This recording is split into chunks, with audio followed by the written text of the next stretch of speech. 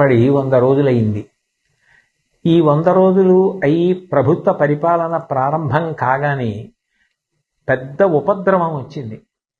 కృష్ణానదికి గొప్ప వరదలు రావడం, ఆ వరదల్లో ఎన్నో వేల కుటుంబాలు నిర్వాసితులు కావడం, ప్రజలు అన్నవస్త్రాలకి అలమటించడం లాంటివి కూడా సంభవించాయి.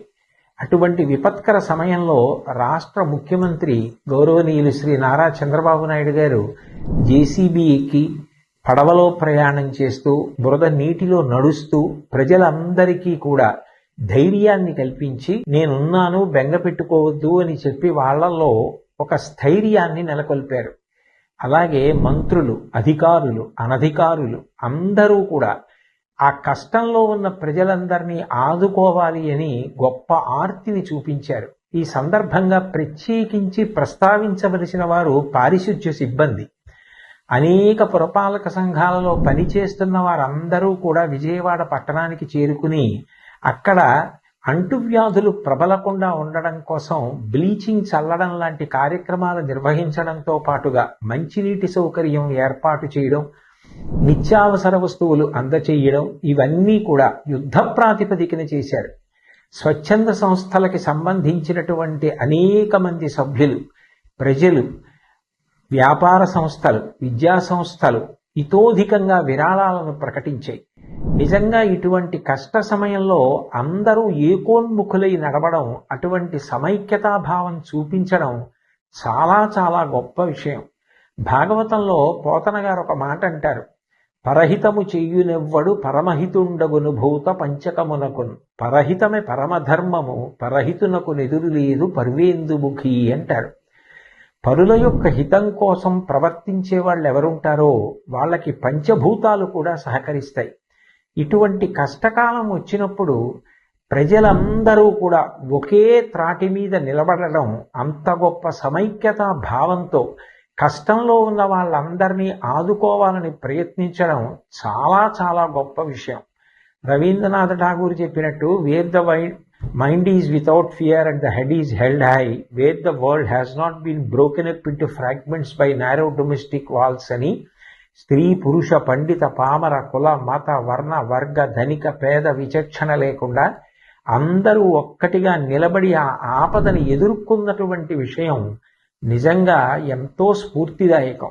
రాబోయే కాలంలో కూడా సుపరిపాలన ప్రభుత్వం అందించడానికి, ప్రజలందరూ సమైక్యంగా ఉండి ప్రగతి బాటలో నడవడానికి కావలసినటువంటి మంచి బుద్ధి వైభవాన్ని పొందడానికి భగవంతుడు తన ఆశీర్వచనాన్ని అందించాలని, ఈ రాష్ట్రం బాగా వృద్ధిలోకి రావడానికి అది కారణం కావాలని నేను భగవంతుణ్ణి ప్రార్థన చేస్తూ, నిజంగా ఈ కష్టకాలంలో అంత గొప్పగా నిలబడిన అందరికీ నా హృదయపూర్వక నమస్కారాలు తెలియచేస్తూ సెలవు తీసుకుంటున్నప్పటి 100 రోజులైంది.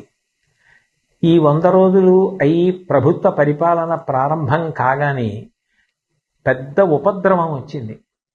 కృష్ణానదికి గొప్ప వరదలు రావడం, ఆ వరదల్లో ఎన్నో వేల కుటుంబాలు నిర్వాసితులు కావడం, ప్రజలు అన్నవస్త్రాలకి అలమటించడం లాంటివి కూడా సంభవించాయి.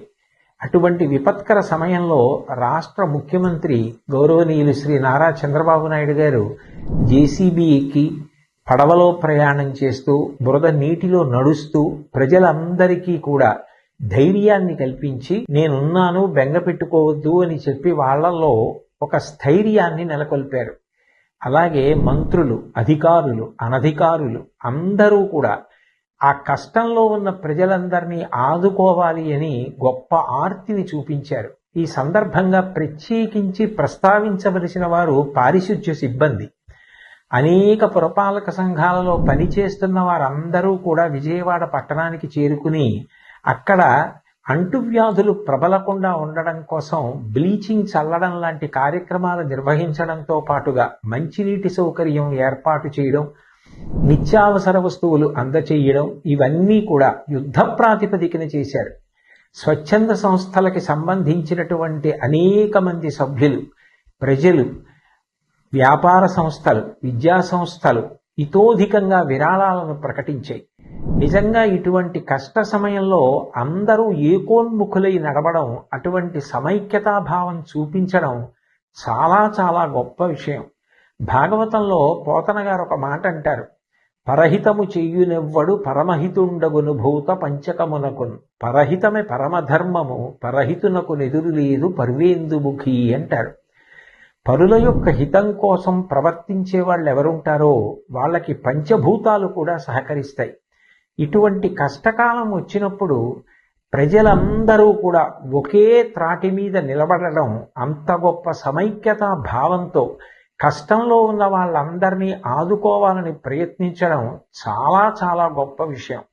రవీంద్రనాథ్ ఠాగూర్ చెప్పినట్టు, where the mind is without fear and the head is held high, where the world has not been broken up into fragments by narrow domestic walls అని స్త్రీ పురుష పండిత పామర కుల మత వర్ణ వర్గ ధనిక పేద విచక్షణ లేకుండా అందరూ ఒక్కటిగా నిలబడి ఆ ఆపదని ఎదుర్కొన్నటువంటి విషయం నిజంగా ఎంతో స్ఫూర్తిదాయకం.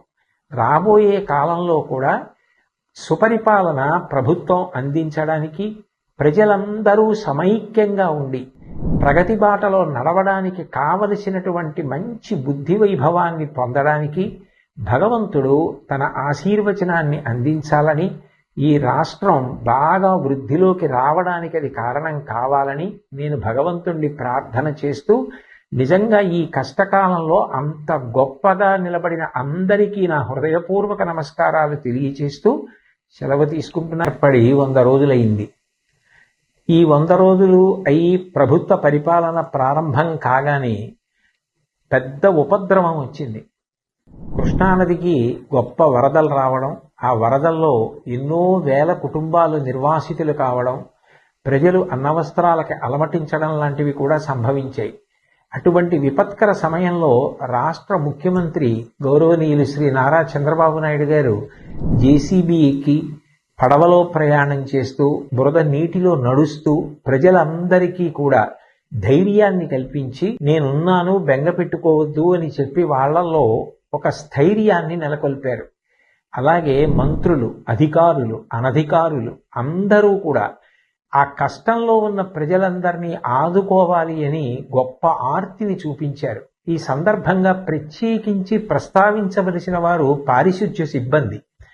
అనేక పురపాలక సంఘాలలో పనిచేస్తున్న వారందరూ కూడా విజయవాడ పట్టణానికి చేరుకుని అక్కడ అంటువ్యాధులు ప్రబలకుండా ఉండడం కోసం బ్లీచింగ్ చల్లడం లాంటి కార్యక్రమాలు నిర్వహించడంతో పాటుగా మంచినీటి సౌకర్యం ఏర్పాటు చేయడం, నిత్యావసర వస్తువులు అందచేయడం, ఇవన్నీ కూడా యుద్ధ ప్రాతిపదికన చేశారు.